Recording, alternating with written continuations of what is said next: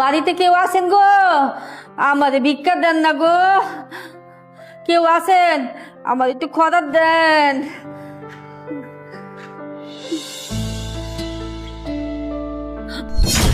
বাবাজি স্যার, তুই এইখানে? তোরে আমি কত খুঁজছি কত জায়গায়, তুই কই আসিলি বাজান?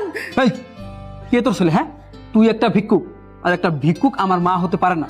আর তুই আমাকে কেন খুঁজতেছিস? আজকের পর থেকে তুই কখনো আমাকে খুঁজবি না, আমার সাথে যোগাযোগ করার কোনো চেষ্টাও করবি না। কেন বাজান?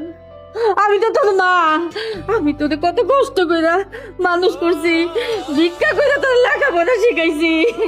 এই চুপ থাকো তো, এইসব আবেগী কথাবার্তা বলে আর কোনো লাভ নেই। আমি এই বাসার শিল্পপতির মেয়েকে বিয়ে করেছি, তাদের টাকা পয়সা সম্পত্তির কোনো কিছুর অভাব নেই। আর এই এলাকার মানুষজন যদি জানে একটা ভিক্ষুক আমার মা, তাহলে আমার মান সম্মান কিছু থাকবে না। তুমি এই মুহূর্তে এখান থেকে চলে যাও, আর আজকের পর থেকে তোমাকে যেন এই এরিয়ার আশেপাশে আর কখনো না দেখি। যাও, এই মুহূর্তে এই এরিয়া ছেড়ে চলে যাও। কেন বাজান? আমি যাবো কেন? তুই তো আমার ফলা, তোদের সাইড আমি কই যাবো?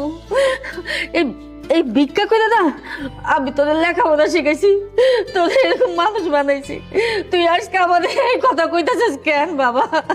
এই চুপ থাকো তো, তোমার এসব কথাবার্তা শুনতে না আমার একদম ইচ্ছা করতেছে না। বুড়ি মহিলা দেখতে বেশি কথা বল, যা এখান থেকে যাও।